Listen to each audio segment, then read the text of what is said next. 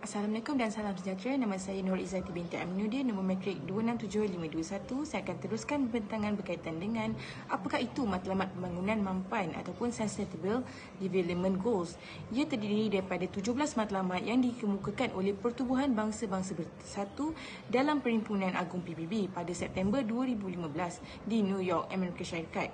Ia perlu dicapai pada 2030 sebagai agenda demi pembangunan dan kemaslahatan manusia di bumi.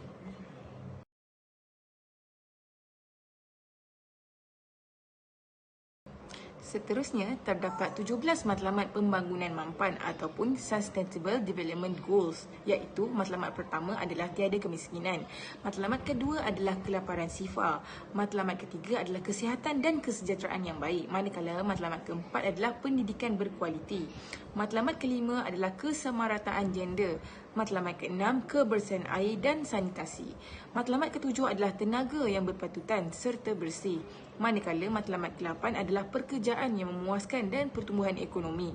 Matlamat ke-9 adalah industri, inovasi dan infrastruktur. Matlamat ke-10 adalah mengurangkan ketidaksamaan, manakala matlamat ke-11 adalah komuniti dan bandar yang lestari. Matlamat ke-12 adalah tanggungjawab terhadap penggunaan dan pengeluaran lestari. Matlamat ke-13 adalah tindakan iklim. Matlamat ke-14 adalah kehidupan di dalam air, matlamat ke-15 adalah kehidupan di atas darat, manakala matlamat ke-16 adalah keamanan, keadilan dan institusi yang kukuh, manakala matlamat terakhir adalah perkongsian untuk matlamat. Nama saya Tusinawati binti Abu Bakar, nombor matrik 267540. Saya akan menerangkan SDG 4, pendidikan berkualiti. Pendidikan berkualiti merupakan keperluan asas yang diperlukan oleh sesebuah negara bagi melahirkan generasi yang mampu bersaing dengan perkembangan dunia pada masa kini. Tanpa pendidikan yang berkualiti, maka pincanglah matlamat pembangunan sesebuah negara. Kerana matlamat pendidikan yang sebenarnya tidak dapat dilaksanakan dengan baik.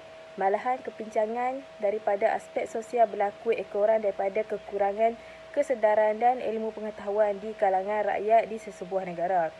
Kadar literasi dan kanak-kanak yang ketinggalan pendidikan juga semakin meningkat kerana tiada kesedaran dan bantuan ke arah pendidikan yang lestari. Oleh itu, Malaysia memandang berat terhadap kualiti pendidikan negara dan sentiasa merangka pelan pendidikan yang lebih baik seiring dengan keperluan pendidikan semasa. Matlamat pendidikan berkualiti mengikut SDG juga menekan kepada aspek membina dan menaik taraf kemudahan pendidikan yang sensitif. Kanak-kanak kurang upaya dan jantina serta menyediakan persekitaran pembelajaran yang selamat tanpa kekerasan, inklusif dan berkesan untuk semua. Selain itu, SDG pendidikan berkualiti dibuat bagi meningkatkan bilangan guru yang berkelayakan, termasuk melalui kerjasama antara bangsa untuk latihan guru di luar negara. Membangun terutamanya di antara negara kurang maju dan negara membangun pulau kecil. Bagi matlamat SDG tahun 2020 pula disasarkan untuk meluaskan secara global bilangan beasiswa yang tersedia untuk membangun khususnya negara kurang maju, negara membangun pulau kecil dan negara Afrika untuk pendaftaran dalam pendidikan tinggi, termasuk beasiswa untuk latihan vokasional dan teknologi maklumat dan komunikasi, teknikal, kejuruteraan dan program saintifik di negara maju dan negara membangun yang lain.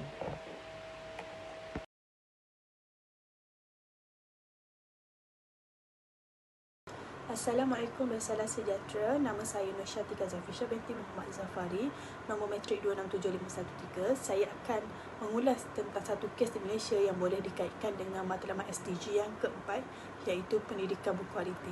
Masalah infrastruktur dan kemudahan sekolah yang daif serta tidak lengkap seringkali membelenggu pihak pengurusan, pelajar dan juga ibu bapa. Merujuk kepada laporan Akhbar Putusan Malaysia tahun 2022, telah mengemukakan bahawa isu prasarana daif di Malaysia di mana terdapat sekolah yang terletak di kawasan pedalaman Sabah dan Sarawak tidak mendapat peruntukan yang sepatutnya. Ketirisan dan pembahagian yang tidak adil dan saksama perlu diteliti dan bagaimana mengatasi masalah sama setiap tahun perlu diambil berat oleh pihak KPM. Merujuk kepada bab 6 yang menyentuh tentang transformasi kementerian dalam PPPM, menyatakan bahawa pihak kementerian memastikan semua sekolah mempunyai persekitaran pembelajaran yang bersesuaian dengan keperluan murid, termasuklah infrastruktur sekolah yang standard dengan kemudahan dan peralatan yang diperlukan oleh kawasan tersebut. Raja 1 seperti yang di atas menunjukkan jurang infrastruktur kemudahan di sekolah yang dihadapi oleh KPM walaupun penambahbaikan telah dilaksanakan sepanjang tempoh tersebut. Terdapat jurang yang signifikan terhadap pembangunan infrastruktur sekolah di mana terdapat sekolah yang masih lagi kekurangan kemudahan asas seperti bekalan elektrik, bekalan air bersih, kemudahan makmal untuk pembelajaran matematik dan sains serta masa yang tidak berfungsi dengan baik. KPM menyatakan sukar untuk melakukan penambahbaikan dan peningkatan infrastruktur kerana perbezaan pendapat tentang definisi infrastruktur yang perlu dan penting bagi setiap sekolah. KPM juga menyatakan bahawa terdapat pelbagai unit atau bahagian yang terlibat dalam sesebuah kerja memperbaiki infrastruktur sehingga menyukarkan dan melambatkan proses tersebut dilaksanakan. Malahan, kekurangan peruntukan dijadikan sebagai alasan yang menghalang untuk penambahbaikan dan naik taraf kemudahan infrastruktur yang sepatutnya. Merujuk pada Rajah 2 di atas menunjukkan keperluan pembangunan infrastruktur yang diperlukan oleh setiap sekolah mengikut fasa tahun pelaksanaan. Namun begitu, terdapat aduan daripada pihak guru bahawa mereka tidak mendapat kemudahan bilik guru dan ruang kerja yang sepatutnya seperti yang digariskan dalam Rajah 2. Sekiranya isu yang sepatutnya telah diselesaikan pada tahun 2013 hingga 2015 masih tidak dapat diselesaikan pada tahun 2023 adalah sukar bagi KPM melalui PPM untuk merealisasikan matlamat SDG yang keempat, iaitu pendidikan berkualiti. Oleh itu, sebagai kesimpulan, matlamat SDG menjadi penanda aras yang perlu dicapai oleh pihak kementerian yang melaksanakan dasar yang telah dirangkakan. Sesuatu matlamat tidak dapat dicapai sekiranya fasa atau timeline yang telah ditetapkan tidak dapat dipatuhi dan dilaksanakan oleh pihak yang terlibat. Sebagai contoh, isu kedaifan dan kekurangan infrastruktur pembelajaran di sekolah yang telah berlarutan saban tahun tanpa sebarang langkah berkesan dan tuntas yang diambil oleh pihak berkuasa. Assalamualaikum dan selamat sejahtera. Nama saya Muhammad Syamsul bin Abdul Rahman, nombor kad matrik 267499. Saya akan mengulas kepentingan matlamat dasar awam sejajar dengan matlamat SDG. Pendidikan berkualiti merupakan perkara penting dan menjadi hak asasi setiap orang di muka bumi ini. Merujuk kepada PPPM yang telah dilancarkan menyatakan bahawa perubahan atau transformasi yang dilakukan mestilah difahami oleh semua pihak yang terlibat dalam bidang pendidikan. Pendidikan yang berkualiti amat penting bagi membentuk jati diri generasi masa depan yang lebih baik dan gemilang. Pendidikan berkualiti juga tidak hanya tertumpu kepada beberapa banyak bilangan A yang diperolehi dalam peperiksaan seperti mana yang telah diterapkan ke dalam sistem pendidikan di Malaysia sejak sekian lama.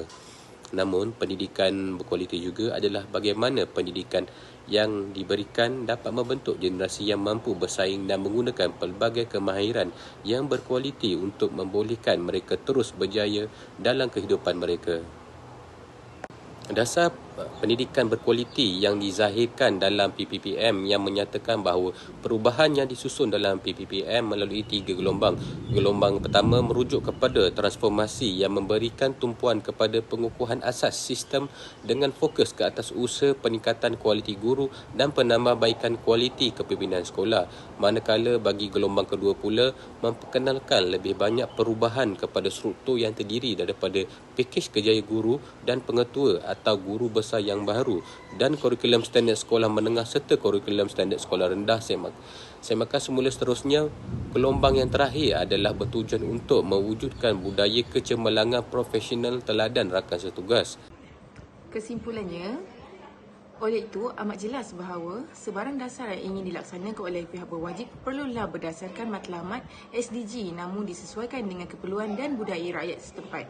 Penggunaan matlamat SDG sebagai satu garis panduan dapat membantu negara merangka pelan pembangunan yang lebih baik dan menyeluruh tanpa meninggalkan mana-mana etnik kaum di Malaysia. Perkara ini sangat penting kerana situasi di Malaysia yang berbilang kaum, bangsa, budaya serta agama. maka satu titik kekitaan dan keserasian perlu dipupuk daripada generasi kecil dan sebaiknya melalui satu sistem pendidikan yang bersepadu dan merapatkan hubungan etnik di Malaysia. Sekian, terima kasih.